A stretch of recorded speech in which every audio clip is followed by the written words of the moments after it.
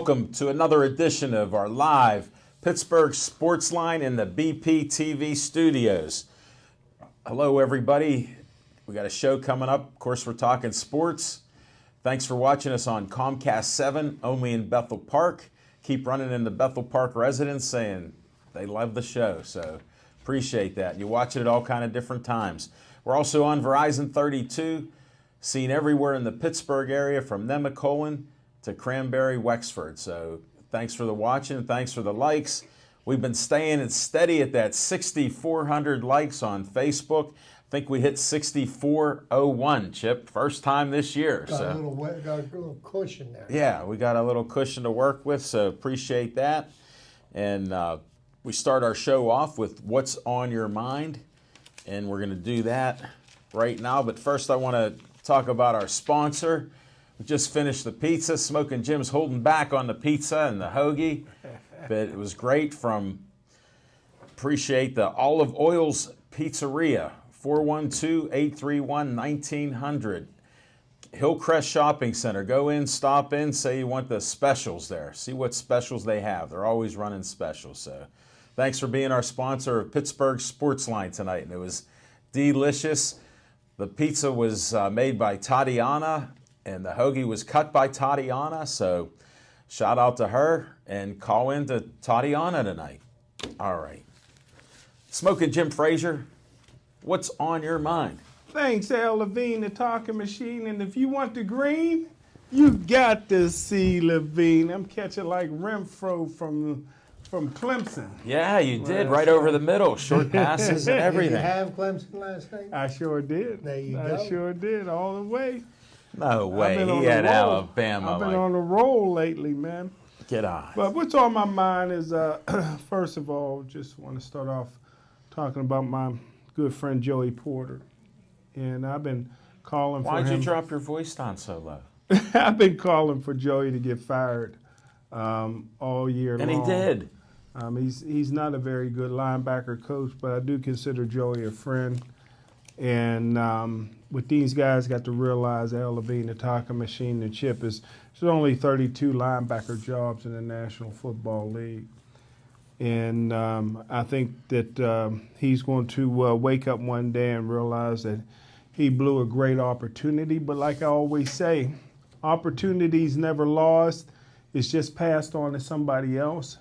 If the Pittsburgh Steelers are smart, they will hire Hall of Famer Kevin Green, who looks like Chip, to be the linebacker coach next year. I think that Kevin Green... He's got longer hair than Chip. Yeah, and Chip was talking about something, and a guy that Chip and I talked about before anybody brought him up before the draft was Bud Dupree.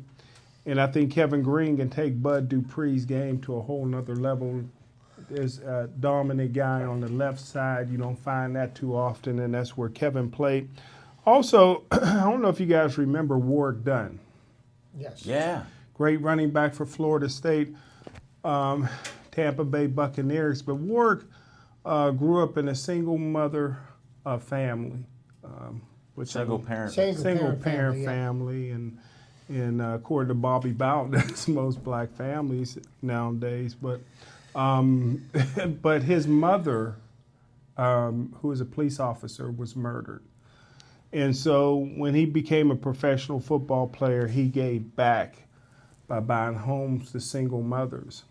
And one of the homes of a single parent mother that he bought a home for when the guy was a little kid was Deshaun Watson, the quarterback from Clemson. Wow. 6'2", 220 pounds. And I believe this young man reminds me of Warren Moon.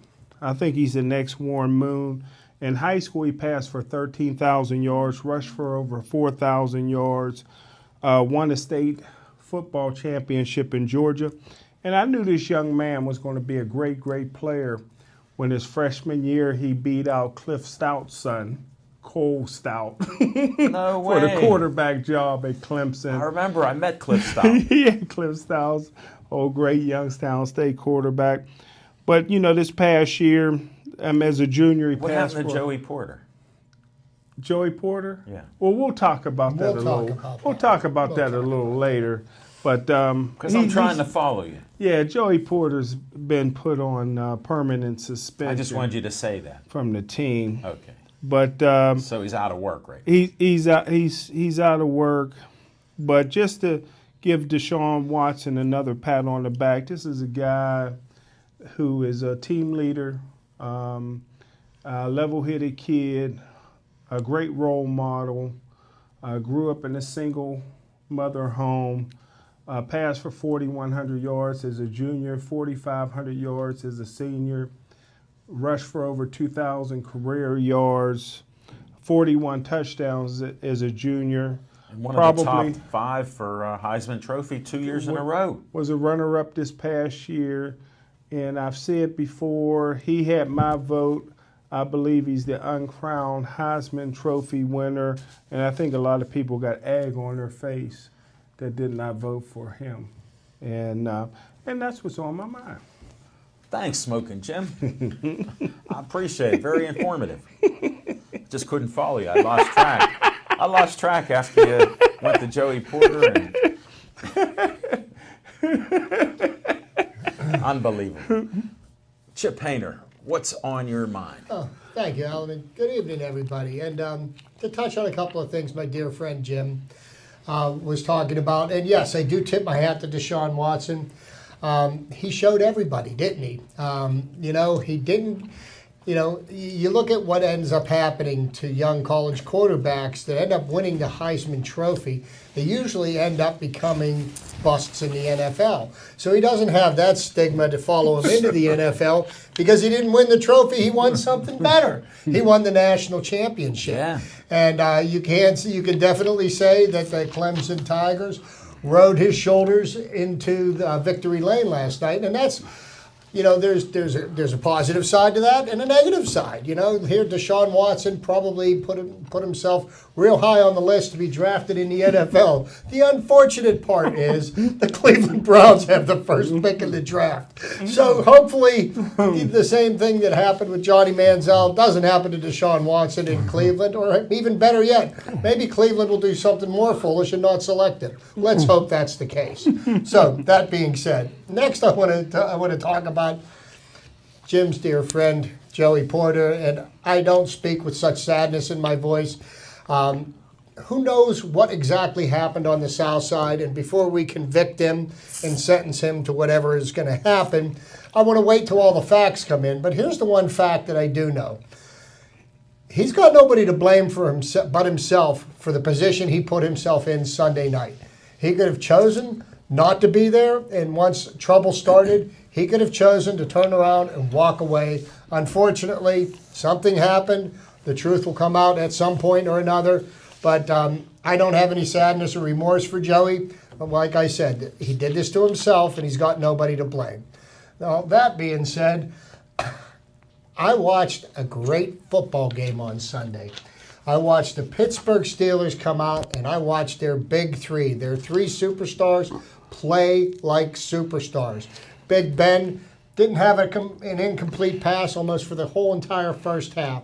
Antonio Brown, 2 of the longest touchdown catches in playoff history. Put the Steelers up earlier. Le'Veon Bell does wear an S on his chest. He's the best running back in professional football. And, it was great watching the Steelers defense show up, play hard-nosed, smash-mouth football. The offensive line was opening holes for Le'Veon Bell. Our linebacking core, led by Bud Dupree and the silverback, James Harrison, put the cork on the bottle for the Miami Dolphins.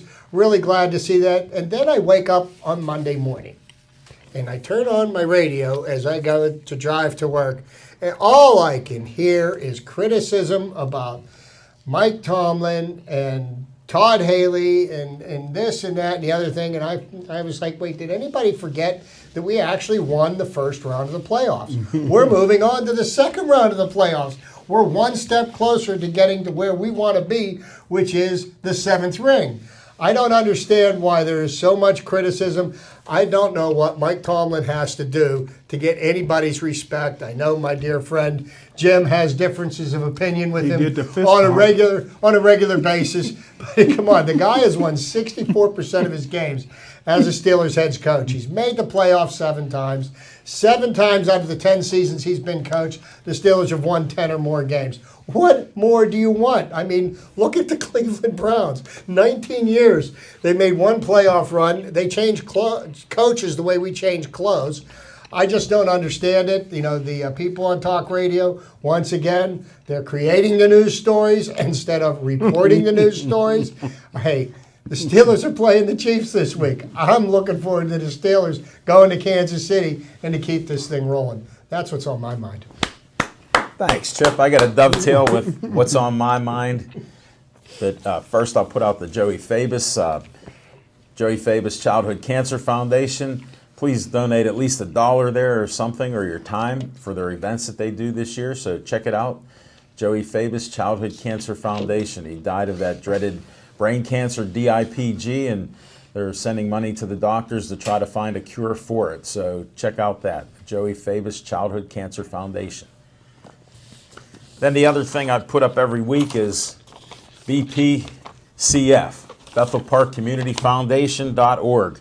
Check it out. They have money for your groups.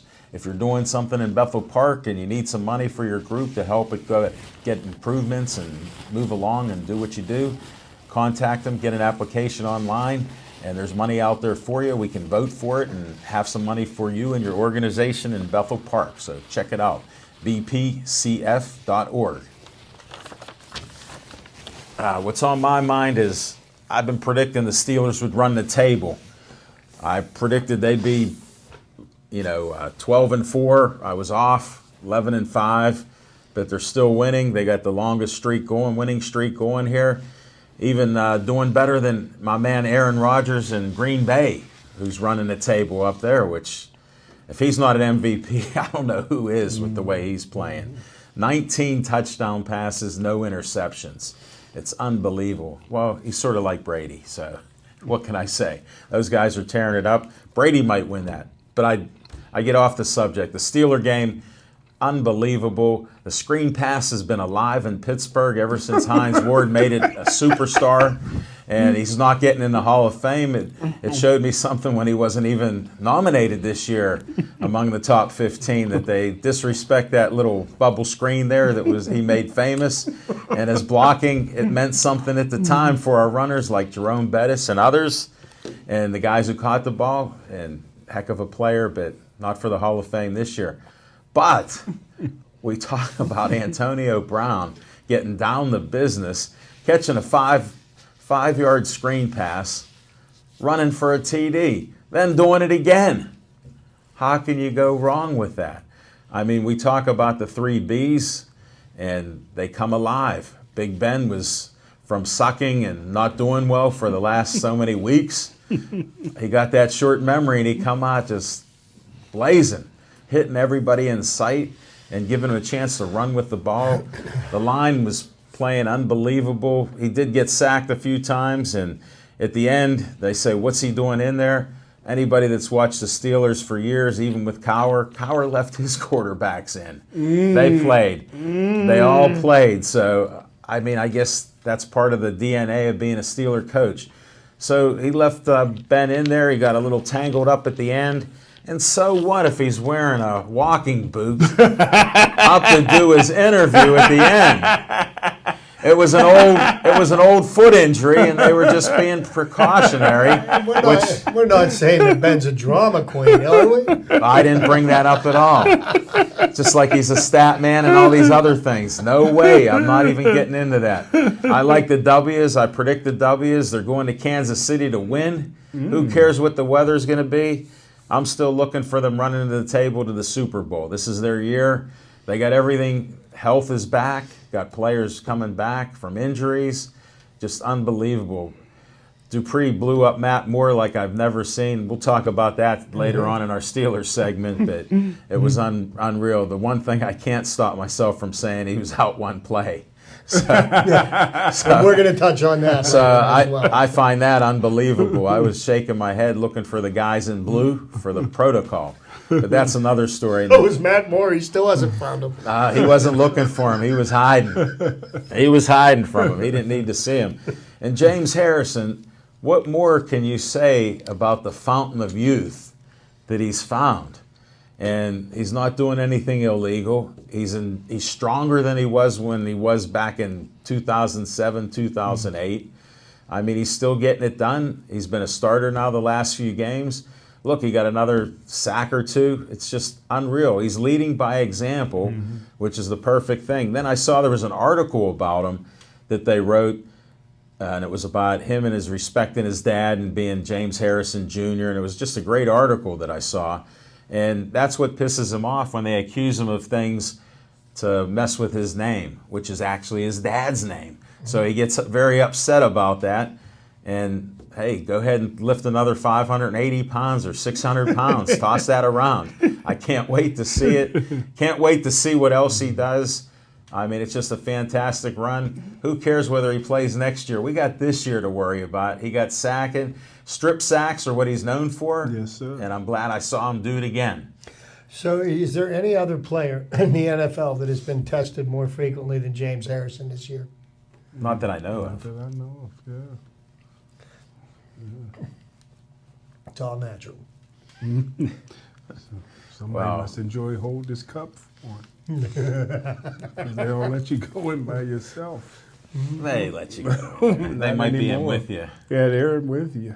Yeah. Well, that's it. Ever since they got, And that's what's on my ever mind. since they They're invented in the with you. Wizinator. They're in with you.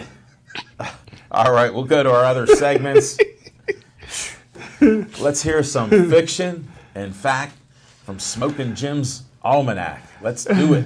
Hey, thanks, Al Levine, the talking machine. And my early prediction is that I think that just like the New York Giants players going to Miami on their off day was a distraction. I think How was it a distraction? They didn't even have swim trunks. They had long pants. I think losing Coach Porter is going to be a distraction, and I'm going with Kansas City to beat Pittsburgh very easily. I got to interrupt you. Yes, There's sir. not going to be a bump in the road. There's no distraction because Joey Porter on the sidelines is usually pretty silent unless he's crawling along there slapping high fives. So there will be no distraction. Jerry O will pick up the slack. Yeah. But he's been so focused on the middle linebackers. Maybe Keith Butler will help out with the outside linebackers. He won't which either. is- He's still going to do what he does. I think you got a coach wearing number 92 that leads by example. Yeah. Bud Dupree just knows how to go after the man with the ball, and that's what you want your outside backers doing. Well, I think it'll be a distraction. Matter of fact, I disagree. I was a with little you. surprised that some of the players like Shazier, Bud Dupree, and James Harrison said, hey, if Porter's not there, we're not going to be there. I'm Why would they surprised. say something like that when he basically's done almost nothing there? He said guys like Jarvis Jones would get like 15 sacks. the brotherhood's there. Well, they're not Yeah. with him. Just like you're not with them. Well, You just bet. Put it like this: Smoking Jim's a known gambler. I disagree with him on this. Forget about it. well, here's a fiction and fact from Smoking Jim's Almanac. I was waiting. I happened to be down south a few years back and stumbled into a football game. Just happens. What to a be, surprise! Just happens to be in Martavius Bryant's hometown in Anderson, South Carolina, and they had this vicious linebacker making tackles all over the field.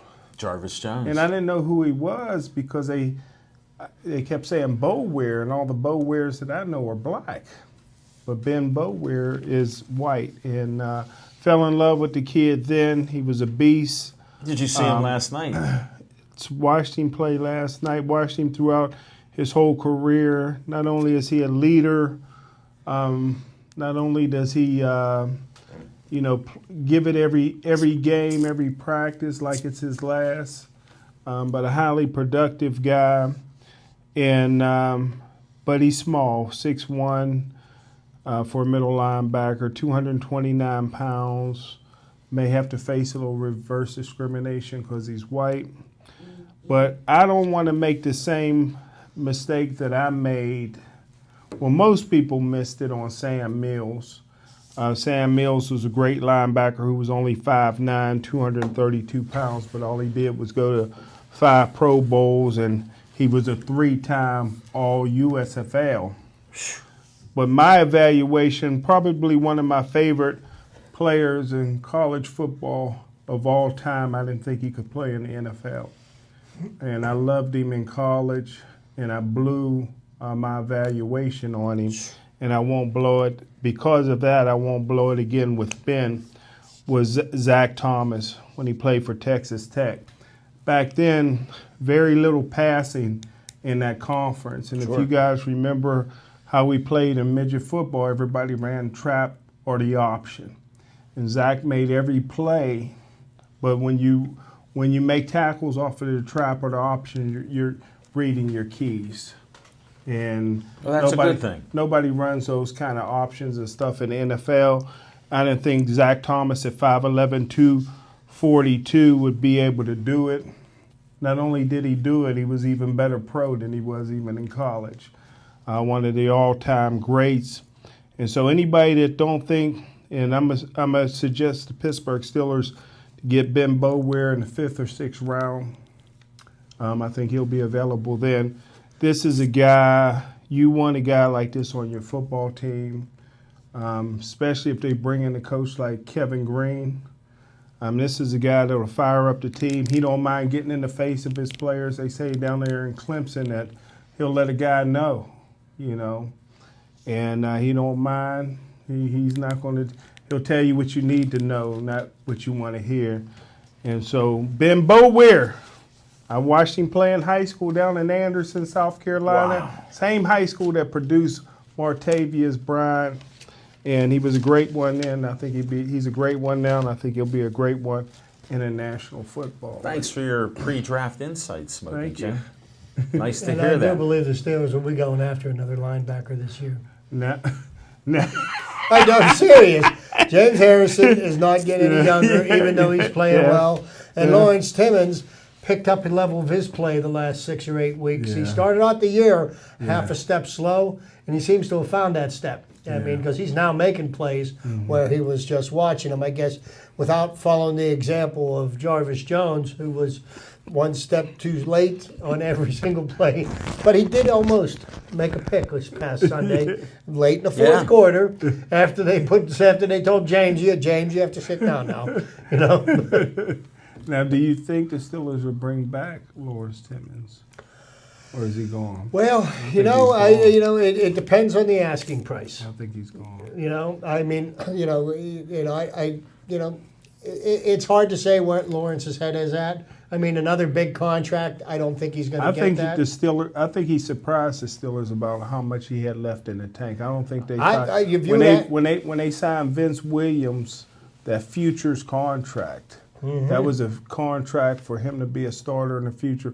I don't think they thought Lawrence Timmons had much. I think left. that was what Timmons. That was his wake-up call. I honestly believe that, because I'll tell you what, the first 4 weeks of the season, I thought Timmons was slow on everything, and I thought he'd lost a step. And and now he's making plays from the inside. He's making plays from the outside. Everywhere you go, you're seeing Lawrence Timmons blowing up. You know when Lawrence Timmons improved? When? He improved when they dusted off Dick LeBeau's playbook. You know, remember they was going with the Tampa 2 for the first 4 games of the season, and when they scrapped that Tampa 2 and dusted off Dick LeBeau's they weren't really playbook, going by that Tampa 2. They weren't successful at all. They just said they were and plugged the guys in, but the linebackers weren't Tampa 2 in it. Maybe they ought to send Dick LeBeau a copy of his playbook because they forgot how to use it. They almost had Tennessee. They almost made the playoffs. Yeah. They did a good job there. Yeah, for their team. Yep. Yeah, they did. Proud of Dick. It's not all about Dick LeBeau. About Kevin Butler this week in the defense. And I had my reservations about whether Keith Butler was an NFL defensive coordinator, and the defense has matured, and they're playing very well together right now. Artie Burns and Sean Davis took a lot of guts. We'll hold that Steeler talk a little bit. We got to get Chip's trivia time in now. Okay, let's Smoking Jim got us fired up with going back to Andersonville, South Carolina? Anderson, South Carolina, yes, sir. I listened to Andersonville was a prison in the Civil War. He doesn't know about that. I've read that in the books. Okay, so seen the photos. So did I. And some people got out of there. All right, Chip, let's go to Chip's trivia time. What do you got this week? Thank you, Alan. Well, continuation of last week, I was working on NFL playoff trivia. Well, things have changed somewhat. Last week I said that the teams with the most wins in NFL playoff history were the Pittsburgh Steelers and the Dallas Cowboys, tied with 34 wins each. Well, that would now be the Steelers with 35 wins and the Cowboys still with 34, which will be the same number they end up with after this week, after Aaron Rodgers takes them out behind the woodshed and beats them up. So now, last week I was talking about a variety of different records. Now I'm going to go to some scoring records from the NFL playoffs, and some interesting things I stumbled across here. Get my readers on so I get Jim, this quit right. cheating and looking at his sheet. The most points scored in a single postseason by any team was the 1989 San Francisco 49ers. They scored 126 points. The most points per game, single postseason, that's a minimum of 2 games, 42 points per game by the San Francisco 49ers in 1989. Obviously, they won the Super Bowl that year. May have been the year that who was that? Cincinnati's nose tackle broke his leg, Crumry or whatever. Crumry, that may have been that game. That gets me to the most points scored in a playoff game. Okay, the Chicago Bears beat the Washington Redskins. The Washington Redskins put up no points that game. 73. The Chicago Bears put up 73 on them. They hung 73. And that's a record that I don't think will ever be beaten. That may have been when George Halas was either coach or he may have even been playing then. I'm not sure, but I'd have to look. He was coaching. Most points scored by both teams. Total points scored by both teams in one playoff game, 96. That was in a year when the Steelers made it to the Super Bowl. So did the Green Bay Packers. The Green Bay Packers that year. They didn't make it to the Super Bowl that year. It was the following year. The Arizona Cardinals beat the Packers 51-45 in a wild card round. I remember watching that game, and it seemed like every time the offense had the ball, somebody scored. Wow. Now we're going to get to the fewest points scored by both teams in a game. And this dates all the way back to December 26, 1970. The Dallas Cowboys beat the Detroit Lions 5-0. Wow. 5 points scored by both teams, and one was shut out. Most points in a shutout victory game, once again, the Chicago Bears beating the Redskins 73-0. The fewest points in a shutout victory game, the Cowboys and the Lions, again, same game, December 26, 1970. Most points overcome to win a game. And I do recall watching this game because it was a backup quarterback for the Buffalo Bills who came in after Jim Kelly got hurt, Frank Reich. Oh, I remember. And the Buffalo Bills beat the Houston Oilers January 3rd, 1993. They were trailed 35-3. They won the game 41-38 in overtime. One of the most exciting football games I remember. I think I ever saw. And I believe that was the last time the Buffalo Bills made it to the Super Bowl, and it very well could be the last time they made it to the playoffs.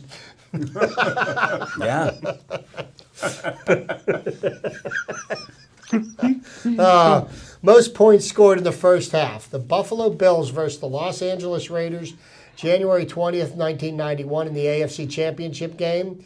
And also the Jacksonville Jaguars versus the Miami Dolphins on January 15th of 2000 in a divisional round game. So 41 points in the first half. I guess they didn't even have to come out and play the second half, but you got to watch out. Most points scored in the second half.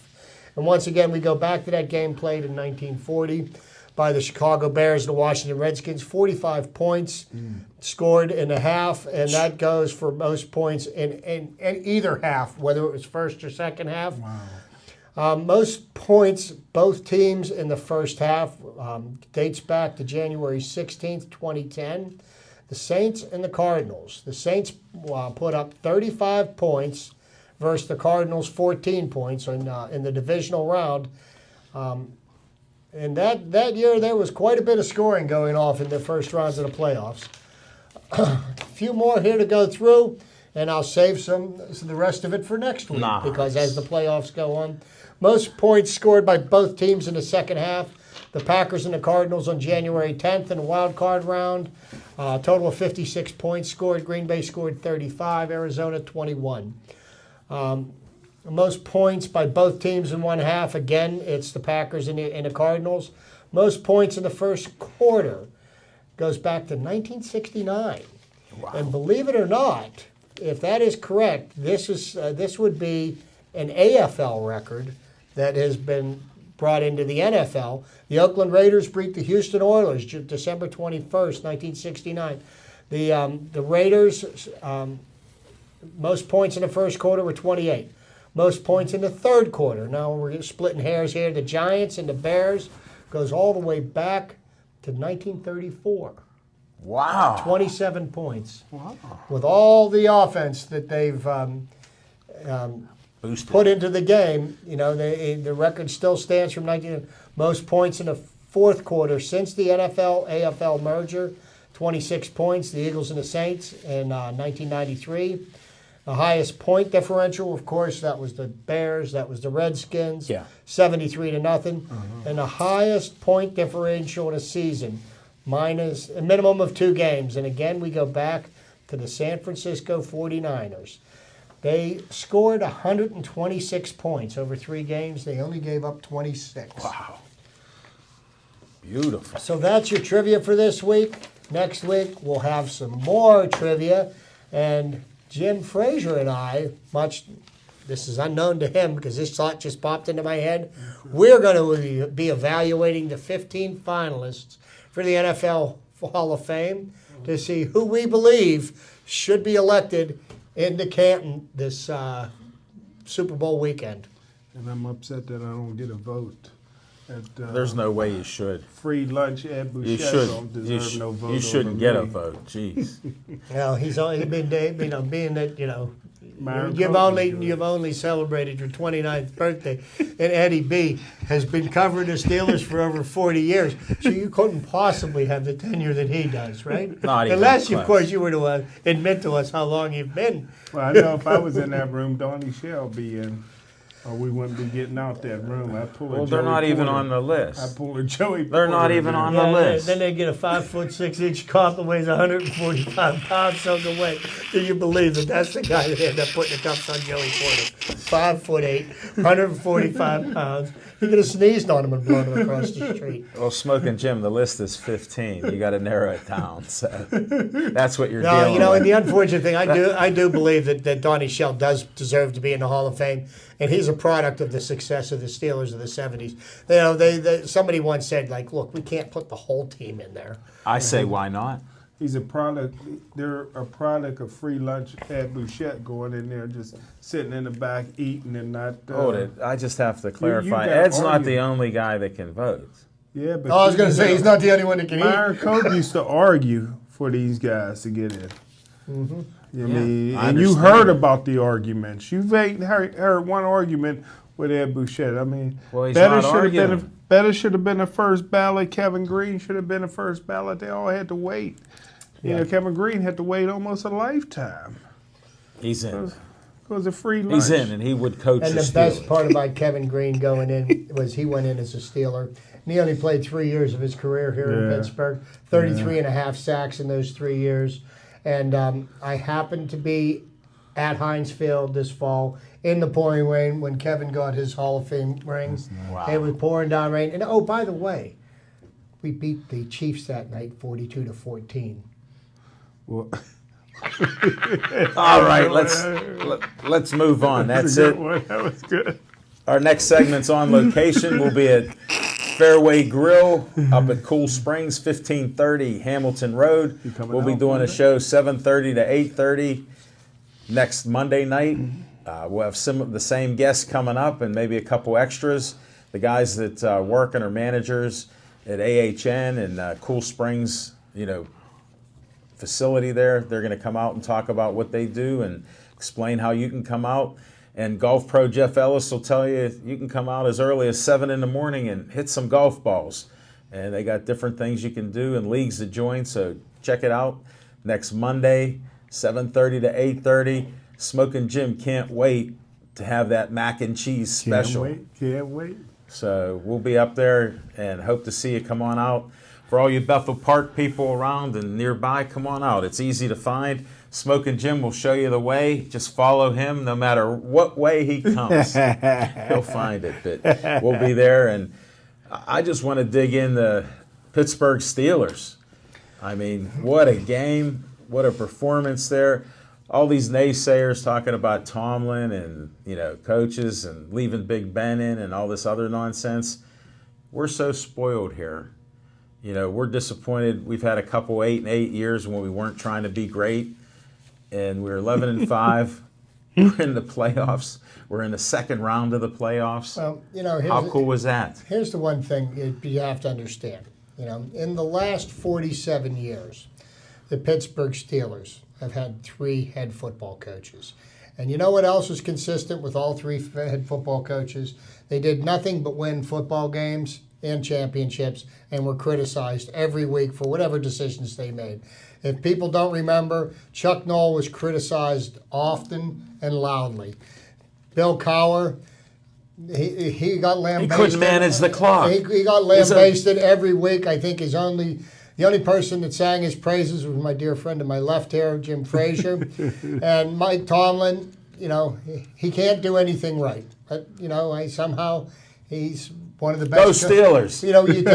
You take away. Go Steelers. You take away Bill Belichick, and I'd be hard pressed to find a better coach in the NFL right now. Well, in the last 5 years, they won 2 playoff games.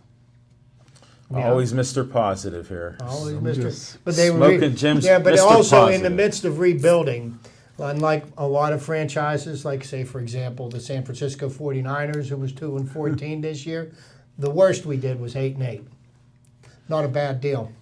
Yeah, when you got a franchise quarterback, you should win. And that does make all the difference in the world. I will agree with that. The lack of a franchise quarterback has ended a number of great coaches' coaching careers. And, that's turned maybe, a mediocre coach into a great coach. But it is what it is. Thanks for those insights. What's your thought on the Steelers, Smoking Jim, since they're going to lose to Kansas City? What's happening? Kansas City's going to beat them up. What's the score? Kansas City don't really blow anybody out, so I'll say 34-14, somewhere like that. Whoa, you just picked up the opposite score when they got beat like that. It was 42. I know. So, But who was counting? I know he wasn't. I stopped after a while. It was so wet. I mean, this is just a dominant Kansas City team, and going to Arrowhead. I thought the perfect situation for the Steelers would have been for them to play a Miami Dolphin team who had 0 starting defensive backs in their secondary. All of them were hurt. A backup quarterback, and I thought it would be a good idea for them to go in the second round and play Oakland with a backup quarterback. But you're going into Kansas City with Reed, Coach Reed, who's 19-2, coming off of bye weeks. How many championships has he won? He hasn't won a lot of championships, but he's taken his. I know he went to 4 NFC championship games. Lost 3 in a row. Was he a guest? So he's pretty good. He was a guest. Yeah, he's pretty good at winning this round. But Arrowhead Stadium is tough place to play. I think the Pittsburgh Steelers have a lot of practice squad receivers who's making a ton of mistakes that's being masked. Tell us about it. They won't be able to. They're running wrong routes. They're in the wrong place. Ben has to hold the ball too long. But that's what you get. I mean, they're inexperienced. but the communication will be lost in Arrowhead because it's a lot easier to play at home. That's why Ben is much better quarterback at home than he is on the road because you have to have experienced receivers. You showed us those stats. Yeah, ABCD. But I forgot about the CD. Here's the point that I look at. I look at the way that the Steelers had shut down the run this past week, and I don't see that Kansas City has a dominant running attack or a running back. And that being said, they're gonna. The only way that they're gonna have any chance at beating the Steelers is to keep the Steelers' offense off the field. And the only way you can do that is by playing ball control. And I see a lot of 3 and outs.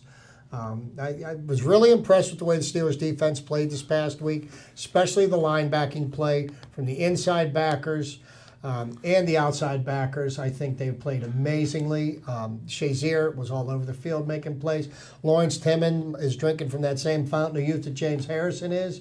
And, this may be his last chance. I think you're going to see a stout Steelers defense that's going to stand up to Kansas City. I don't see them moving the ball up and down the field. And the Steelers looked a lot better this week than they did when they went to overtime against the Browns. Always a negative thought. I'm just saying they did. Always negative here. Well, They look better. You better get some rose-colored sunglasses. You're playing in a meaningless Week 17 game as compared to the second round of the playoffs. The intensity level, you're not comparing apples to apples, Jim. I said they look better. You're like a very good observer. I don't understand the point of that. No, It's a win. I will say this, that, Alejandro Villanueva is going to have his hands full keeping Tom Mahaly off of Ben. And he almost killed Ben a few years back, if you recall. Yeah. He busted up his ribs, almost punctured his heart. And Ben's not going to be 100%. Who's the fat guy in the middle, 350-pound Poe that can throw passes to?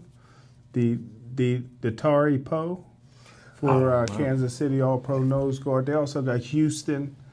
And that's secondary they have. See, that's going to be the deep. It's a chess match. When you got inexperienced receivers versus probably the best secondary in the National Football League. So we aren't going to catch a ball. Well, we may catch. There may be some balls caught, but it Can't may be we interceptions. throw those little short screens? Yeah, you like can throw some 5-6 bubbles. yards? You can get some bubbles. Can't in we there. hit a few of those? Yeah, you can get some bubbles in there. Yeah. I mean, I think that could happen. Yeah, you can get 14. Then they may stretch it. Sometimes I give them 14. Sometimes an experienced backer could miss a tackle. Then you talked me into 17. 34-17. Oh, you think Boswell will kick a field goal? Wow. No, I think it's going to be a great game. And, of course, I'm going to be pulling for the Steelers. If I was a betting man, and I am not, I would be putting my money on the Steelers this weekend for sure. You like the fist pump from Tomlin, huh? I don't even care about that. That fist pump's just like cheerleaders. That don't win football games. Well, you already owe me a dinner you never paid up on. We can go double or nothing. Okay, you want to go? Whoa. All right. You heard it here, folks. I don't believe in betting or gambling. Smoking Jim's a notorious, well-known gambler. He just doubled the bet when Chip was going to get him a lunch or dinner. Now he doubled that bet on the Steelers winning. Yeah. Steelers going to win now. Hey, we both feel strongly about our positions, and neither of us will give the other one. Guess who's coming to dinner? I tell you what, you find your way to my house, man. I'll have my wife make you dinner. He has GPS. Just give him the address. He may get there. Mr. Magoo. It may take him a while to get there. What may be a short line or a straight line to get there to where you live. So he may go in a let's take a circle. look at some of the other games. It was interesting. Last year in Wild Card Weekend, all of the road teams won. And this year, all of the home teams won. Kind of. I think there's a fix in sports. But okay, so let's take gambling. let's take a look at. It's fixed. Now, oh, by the way, the NFL MVP this year was Matt Ryan for the Atlanta Falcons. He won. Oh, yeah? He won the award last week. It was announced actually on our way out of here. I texted Jim with the results. Get out. Yeah, so Matt Ryan did beat Tom Brady for the NFL MVP this year. So Matt Ryan and the high-flying Atlanta Falcons are going to be head up against the Seattle Seahawks, who seem to have found their feet again.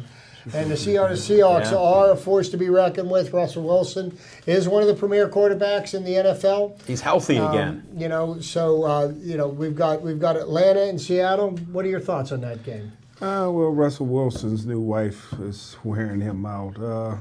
He ain't the same What'd guy. you say when he was injured? He ain't the same didn't guy. mention his Are you wife. saying you like the Falcons at home? You didn't mention his wife early in the year when he had a knee injury, an ankle injury. Well, I tell you what, What happened? Atlanta's going to be hard to beat at home, and Seattle looks good, but they don't blow anybody out. They don't have a whole lot of weapons, and They're good at the end of the and games. Russell Wilson is Did you doing see good, the but catch? he's not having Did one you of his see the best. catch Richardson made in the end zone? Oh, that one-handed Well, swing. because his other hand was stuck in Yeah. the face mask of the Raiders player, and the referees, by the way, missed that call. Yeah. Sure, it And, happens this year. Beautiful catch. Yeah, that was a pretty incredible. And Rawls actually woke up and actually was running the ball pretty strongly. But then, this was a Lions team that kind of limped into the playoffs themselves. Oh, yeah. They had the division. They had the inside track to win in the division in their last few games.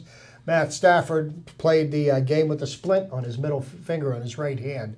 But it was amazing though because he couldn't receive the snap in his right hand. He was catching it with his left hand, but he was throwing a pretty tight spiral. I was watching. Well, he doesn't put that middle finger on the ball. It's an unusual, like how he throws the ball. They had said that it doesn't really affect his passing. Well, Rawls is a good running back, but you can't depend on him to make good decisions week after he stole that 62-year-old old lady's purse in the casino before the draft.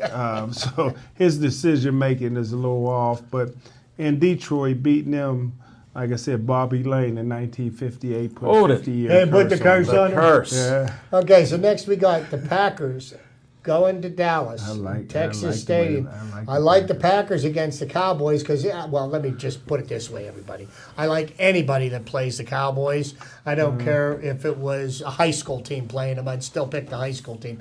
But I do think that Aaron Rodgers. You don't like the Cowboys? I've never liked the Cowboys. Wow, even the cheerleaders? Cheerleaders don't win football games. But do you like the cheerleaders?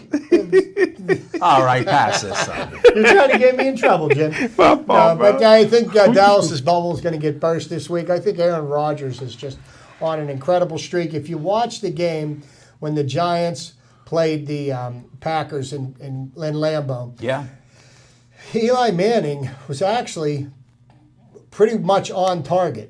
If only his wide receivers could figure out that you're supposed to catch the ball when it hits your hands. I don't know how many drop passes I saw, and while New York was able to move the ball up and down the field in the first quarter, they could only get 2 field goals out of it. And then once Aaron Rodgers got hot, he was just incredible. Well, most of the guys dropping the passes for the Giants were the same ones that was in Miami on their offense. They all win. What do you guys think about that? Odell Beckham Jr. They're supposed to be grown men, and here's what the thing is: if you can go down there and do that, and then you perform on the field, then I don't see anything wrong with it. And if your performance on the field suffers, and you try to say that didn't have something to do with it, I have a hard time believing It was that. a distraction, right? Same way, I don't know. I think they're grown men. A lot of people do things in their spare time. A lot of guys are doing stuff in their spare time that we'd be like, what do they think they're doing? I beg to differ with you because they are on the outside. They're grown men. They act like a bunch of children. Oh, I didn't say they're grown Odell men. Beckham put holes in the walls in the locker room at the Packers. They destroyed. Just punched one. They destroyed the inside of the airplane on their flight back to New York. Really? I didn't Yeah. know So I mean, they don't act like adults. No, I didn't say they're grown men. But they're over the age of 18. Yeah. I mean, their decisions are their own. They planned that trip and went there, didn't even have swimming trunks. So to me, they got 2-cent brains. I'll tell when you. When you have a 2-cent brain, none of it even adds up. See, I'm going to pull a page out of Jim Frazier's book. It's The Curse of Justin Bieber. But I think something like that divides the locker room as a distraction. Half the team saying they should be in here watching film, lifting weight, rehabbing, just like it's dividing the locker room with Joey Porter being suspended. I think it's going to affect the Pittsburgh Steelers. It won't divide it with Joey Porter because most of these guys said Joey who? Who's going to chest bump William Gay if he gets intercepted? He's not going to get one. Yeah. So they won't be doing that. They're going to pass that up. Yet. But I just believe they had a poor game. Like they've dropped passes. Odell Beckman's dropped the ball many times. And I will tell you, whether they were at the beach or not, I don't think it even mattered. Because if we only knew the clubs they're going to. Like he discovered Hines Ward was taking everybody to the strip clubs. Yeah, down in Dallas. So we don't know about that type of stuff. Yeah. That could be more of a distraction. And playing in that kind of cold, the ball gets harder to catch. It's a little more slippery. So there are excuses, as my man would say. It takes a lot more concentration. So the next up we've got Go Packers. They got the Steelers and the Chiefs. We already know where we stand on that. Chiefs. And then now we've got the Houston Texans going to Foxborough. The road to the Super Bowl goes through Foxborough. And the Texans do have the number 1 defense in the NFL.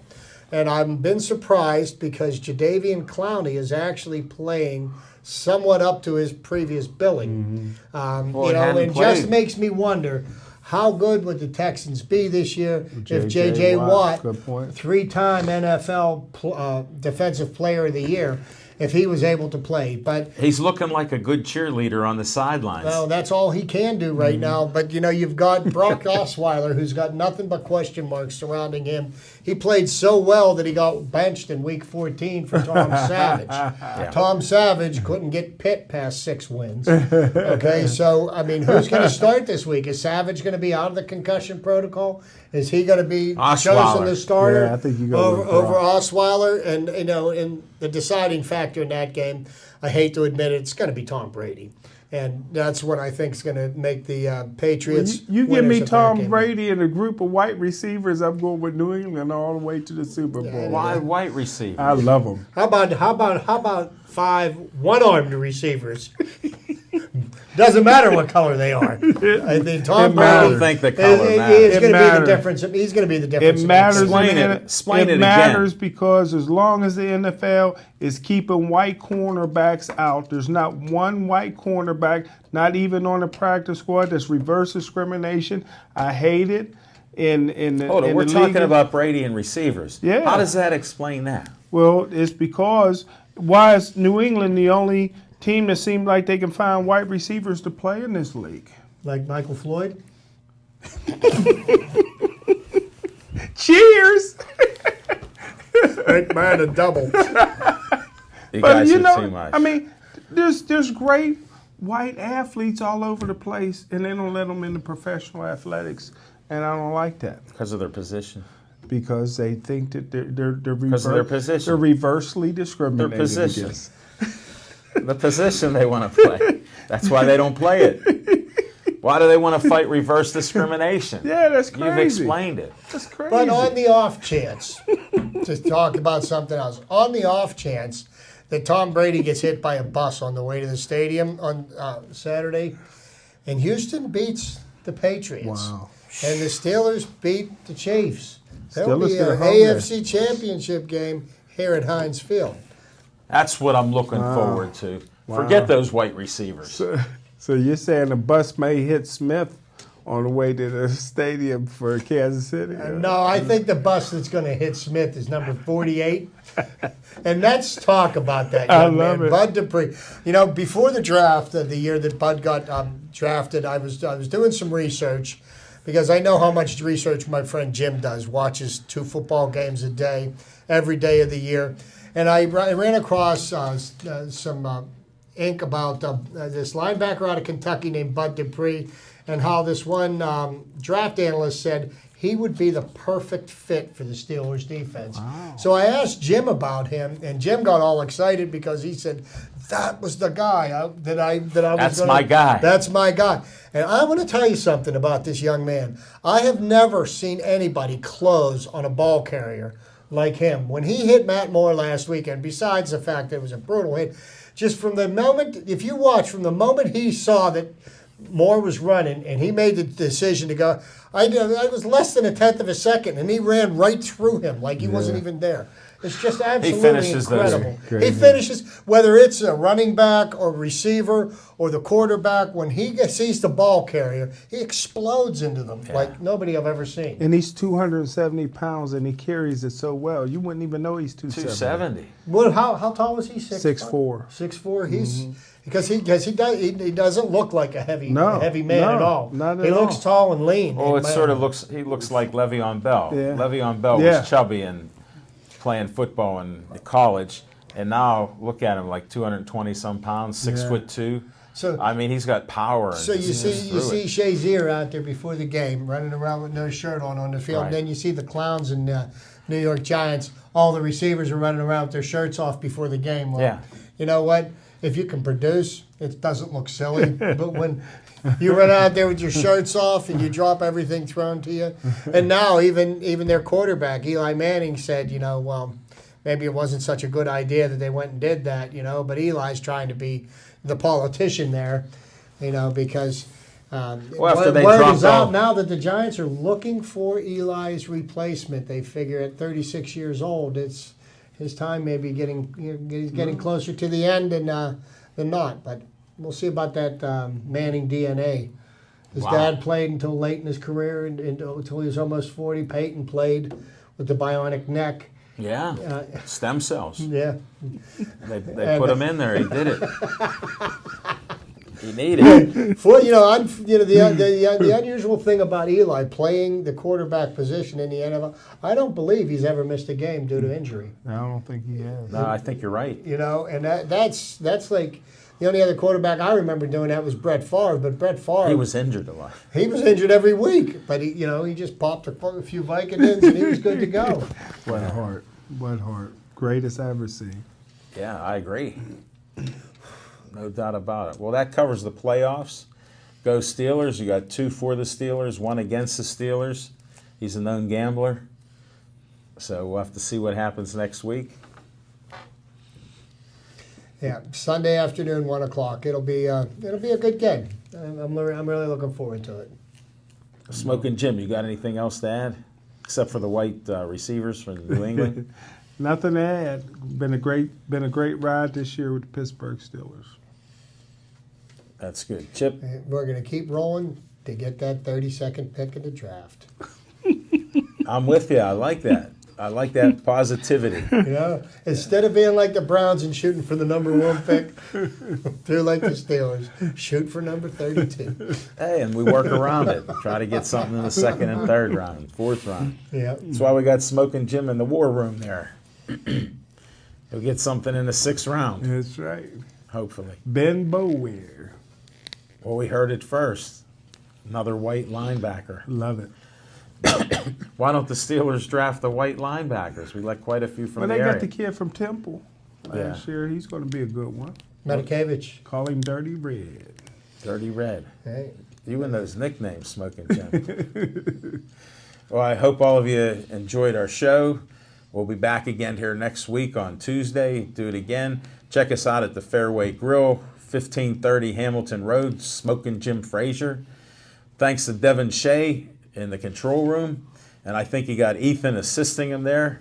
He did eat a couple slices of pizza, so I know he's good with getting that camera work and switching there, so appreciate it. And again, thanks to all of you for watching our show and all the good reports we get out there in the public. This is Al Levine, the Talking Machine, saying see you next time and stay Joey strong.